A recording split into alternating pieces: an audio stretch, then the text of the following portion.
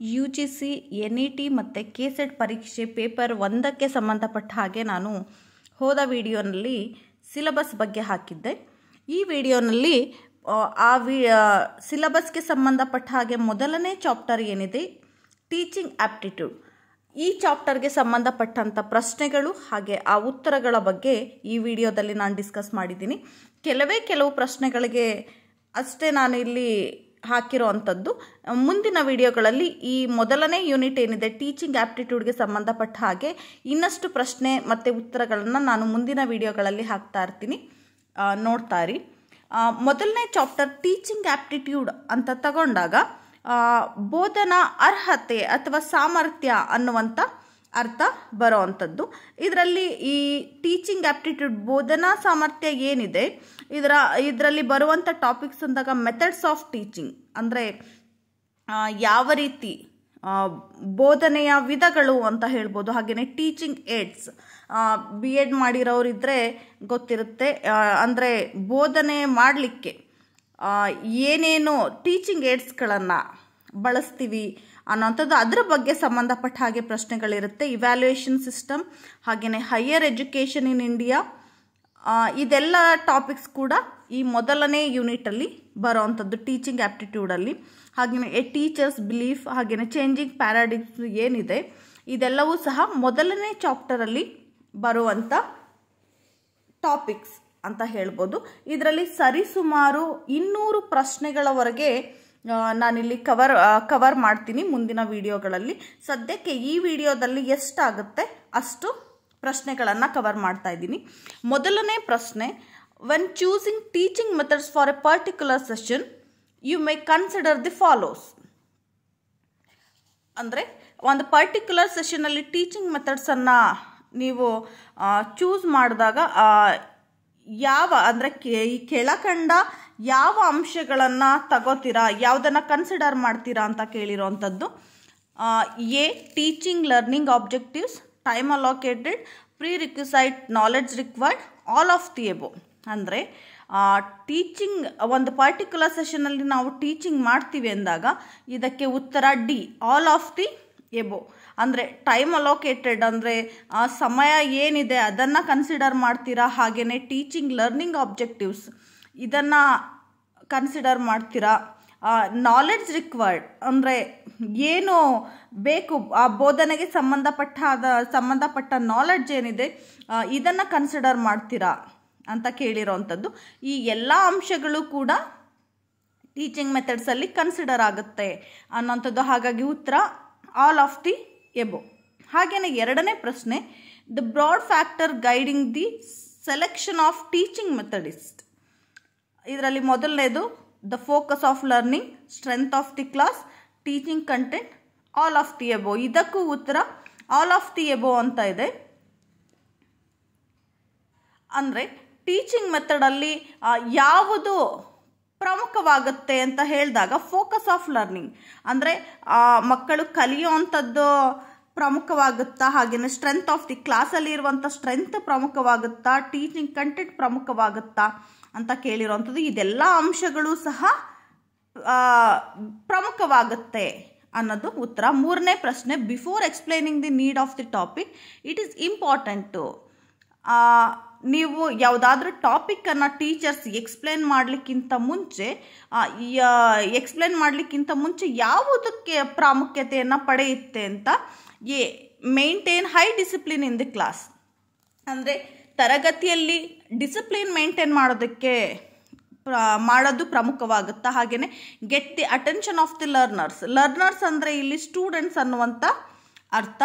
ಅಂದರೆ ಲರ್ನರ್ಸ್ ಏನಿದ್ದಾರೆ ಅವರ ಗಮನವನ್ನು ಅಟೆನ್ಷನನ್ನು ತಗೊಳ್ಳೋದು ಮುಖ್ಯವಾಗುತ್ತಾ. ಹಾಗೆಯೇ raise five questions from the previous learning, ಹಿಂದಿನ ತರಗತಿಯಲ್ಲಿ ಕಲ್ತಿರುವಂಥ ಪ್ರಶ್ನೆಗಳನ್ನು ಕೇಳೋದು ಮುಖ್ಯ ಆಗುತ್ತಾ. ಹಾಗೆ ಇಲ್ಲ ಈ ಆಲ್ ಆಫ್ ದಿ ಎಬೋ ಮೇಲಿರೋ ಎಲ್ಲ ಅಂಶಗಳು ಕೂಡ ಪ್ರಮುಖವಾಗುತ್ತಾ ಅಂತ ಪ್ರಶ್ನೆ ಕೇಳಿದ್ದಾರೆ.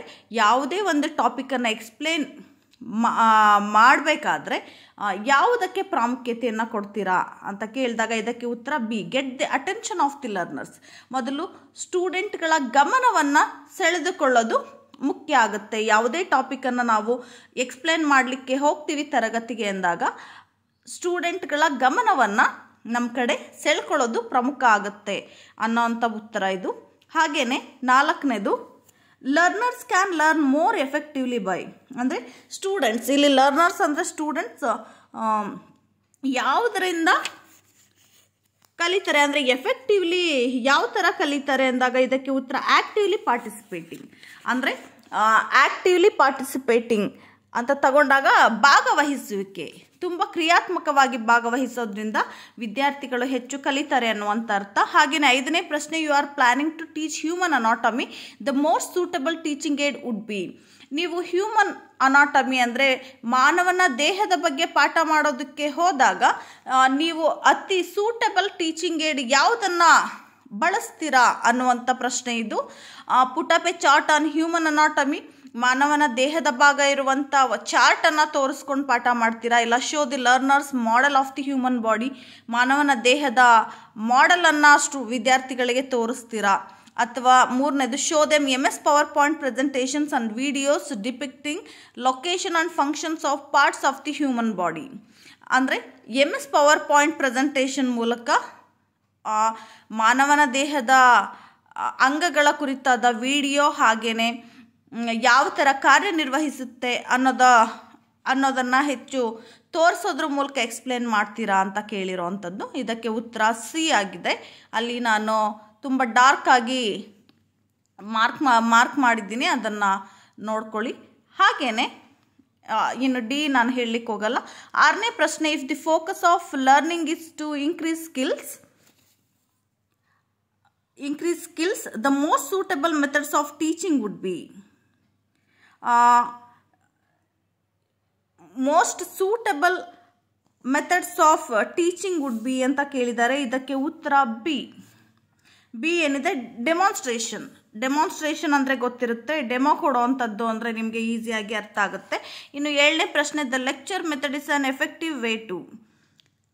ಲೆಕ್ಚರ್ ಮೆಥಡ್ ಎಫೆಕ್ಟಿವ್ ವೇನಲ್ಲಿ ಇರುವಂಥ ಲೆಕ್ಚರ್ ಮೆಥಡ್ ಅಂದರೆ ಬೋಧನಾ ವಿಧಾನ ಯಾವುದು ಅಂತ ಕೇಳಿದಾಗ ಇದಕ್ಕೆ ಉತ್ತರ a, introduce new information or concept. Introduce new information ಅಂದರೆ ಹೊಸ ಮಾಹಿತಿಗಳನ್ನು ನೀಡೋದ್ರಿಂದ ಇದು ಎಫೆಕ್ಟಿವ್ ಆಗಿ ಇರುತ್ತೆ ಅಂತ. ಇಂಟ್ರಡ್ಯೂಸ್ ಎ ನ್ಯೂ ಸ್ಕಿಲ್ ಅಂತಲೂ ಕೇಳಿದ್ದಾರೆ. Assess understanding of learners, stimulate participation of learners ಅಂತ ಇದೆ. ಇದಕ್ಕೆ ಉತ್ತರ A.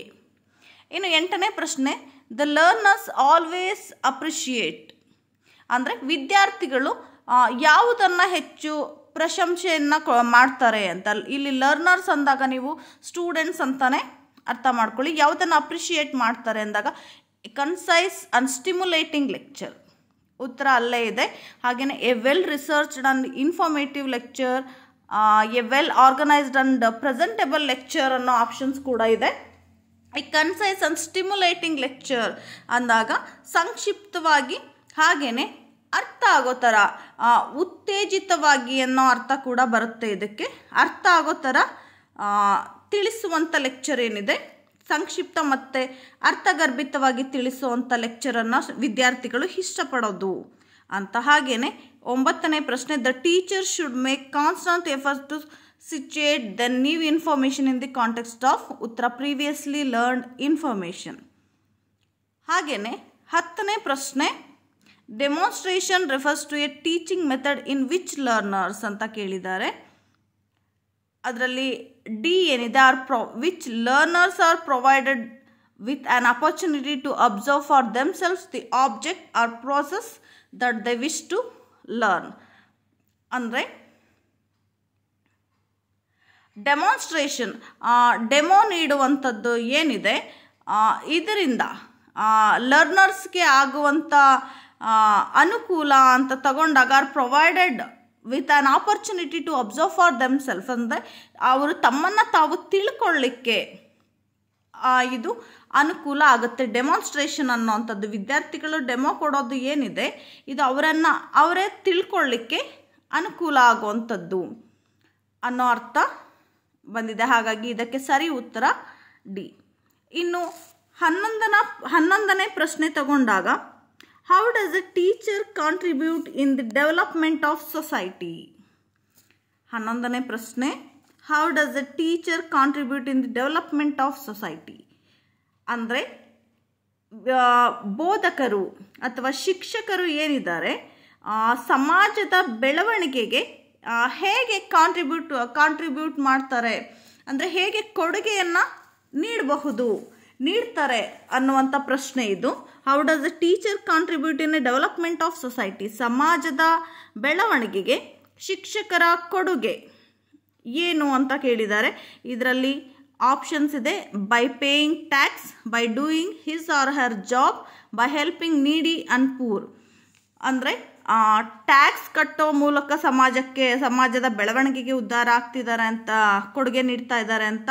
Doing his or her job, ಅವರ ಕೆಲಸ ಅವರು ಮಾಡ್ತಾ ಇದ್ದಾರೆ ಅಂತ. ಹಾಗೇನೆ ಹೆಲ್ಪಿಂಗ್ ನೀಡಿ ಅಂಡ್ ಪೂರ್, ಅಂದರೆ ಬಡವರಿಗೆ ಸಹಾಯ ಮಾಡೋದ್ರ ಮೂಲಕ ಸಮಾಜದ ಬೆಳವಣಿಗೆಗೆ ಕಾರಣ ಆಗ್ತಿದ್ದಾರೆ ಅಂತ.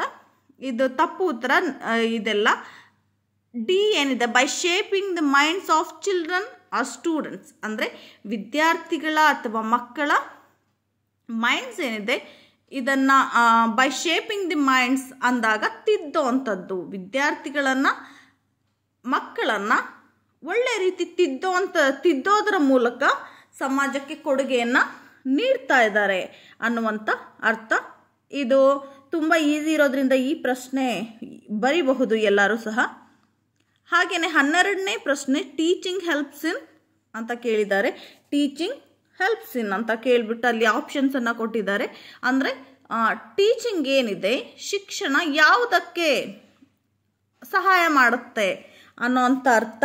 Transmitting the social values and ideals to the young minds, ಇದಕ್ಕೆ ಎ ಸರಿಯಾದ ಉತ್ತರ ಅಲ್ಲೇ ಕೊಟ್ಟಿದ್ದಾರೆ. Preparing children for competition, preparing students for examination, ಇದು ಸರಿಯಾದ ಉತ್ತರ ಅಲ್ಲ. Transmitting the social values and ideals to young minds. ಇನ್ನು 13ನೇ ಪ್ರಶ್ನೆ, the national curriculum framework emphasises on.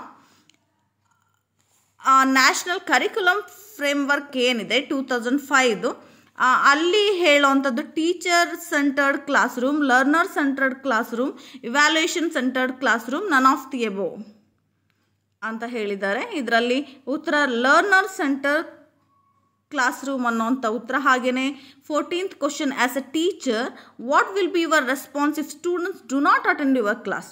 ಒಬ್ಬ ಶಿಕ್ಷಕರಾಗಿ ನಿಮ್ಮ ರೆಸ್ಪಾನ್ಸ್ ಹೇಗಿರುತ್ತೆ, ಪ್ರತಿಕ್ರಿಯೆ ಹೇಗಿರುತ್ತೆ? ವಿದ್ಯಾರ್ಥಿ ನಿಮ್ಮ ತರಗತಿಗೆ ಹಾಜರಾಗದೇ ಇದ್ದರೆ, ವಿದ್ಯಾರ್ಥಿಗಳು ಅಥವಾ ವಿದ್ಯಾರ್ಥಿ ನಿಮ್ಮ ತರಗತಿಗೆ ಹಾಜರಾಗದೇ ಇದ್ದಂಥ ಪಕ್ಷದಲ್ಲಿ ನಿಮ್ಮ ಪ್ರತಿಕ್ರಿಯೆ ಹೇಗಿರುತ್ತೆ ಅನ್ನೋಂಥ ಪ್ರಶ್ನೆ ಕೇಳಿದ್ದಾರೆ. Criticise students for not attending the class, ಅಂದರೆ ವಿದ್ಯಾರ್ಥಿಯನ್ನು ತರಗತಿಗೆ ಬಂದಿಲ್ಲ ಅಂತ ನೀವು ಕ್ರಿಟಿಸೈಸ್ ಮಾಡ್ತೀರಾ, ಟೀಕೆ ಮಾಡ್ತೀರಾ ಅಂತ. ಹಾಗೆಯೇ counsel the students regarding their attitude positively and calmly, ಅಂದರೆ ವಿದ್ಯಾರ್ಥಿಗೆ ಆತನ ಆ್ಯಟಿಟ್ಯೂಡ್ ಬಗ್ಗೆ ಹಾಗೆಯೇ ಇದಾಗೋದಕ್ಕೆ ಅಂದರೆ ಮಾತಾಡ್ತೀರಾ, ಕೌನ್ಸಿಲಿಂಗ್ ಥರ ಇದು ಮಾಡ್ತೀರಾ ಅನ್ನೋಂಥದ್ದು. ಹಾಗೆಯೇ ಇನ್ನೊಂದು incorporate more interesting strategies of teaching ಅಂತ ಇದೆ. ಅದರಲ್ಲಿ 4ನೇದು ಸರಿಯಾದ ಉತ್ತರ, try and analyse the reasons for their absence and try to rectify the same, ಅಂದರೆ ಆ ವಿದ್ಯಾರ್ಥಿ ಆಬ್ಸೆನ್ಸ್ಗೆ ಕಾರಣ ಏನು ಅನ್ನೋದನ್ನು ತಿಳ್ಕೊಂಡು ಅದನ್ನು ಸರಿಪಡಿಸುವಂಥದ್ದು ಅಂತ. ಇನ್ನು 15ನೇ ಪ್ರಶ್ನೆ ಏನಿದೆ, lecture as a teaching method can be more effective if a teacher. ಇದಕ್ಕೆ ಉತ್ತರ D, enriches the content of lectures with appropriate example from other disciplines ಅಂತ. ಅಂದರೆ ಶಿಕ್ಷಕರು ಮೋರ್ ಎಫೆಕ್ಟಿವ್ ಟೀಚಿಂಗ್ ಮೆಥಡ್ ಯಾವುದು ಒಬ್ಬ ಶಿಕ್ಷಕನಿಗೆ ಅಂತ ಕೇಳಿರೋವಂಥದ್ದು. Enriches the content of lectures with appropriate example from other disciplines, ಅಂದರೆ ಎಕ್ಸಾಂಪಲ್ ಜೊತೆ ಉದಾಹರಣೆ ಸಹಿತವಾಗಿ ವಿದ್ಯಾರ್ಥಿಗಳಿಗೆ ಅರ್ಥ ಮಾಡಿಸುವಂಥದ್ದು ಅನ್ನುವಂಥ ಉತ್ತರ. ಇದು ಸಂಪೂರ್ಣವಾಗಿ ಟೀಚಿಂಗ್ ಮೆಥಡ್ಗೆ ಸಂಬಂಧಪಟ್ಟ ಹಾಗೆ. ಟೀಚಿಂಗ್ ಆಪ್ಟಿಟ್ಯೂಡ್ ಅಂದಾಗ ಇಲ್ಲಿ ಲರ್ನರ್ಸ್ ಅಂತ ತಗೊಂಡ್ರೆ ಸ್ಟೂಡೆಂಟ್ಸ್ ಅನ್ನೋ ಅರ್ಥನೇ ಬರುವಂಥದ್ದು.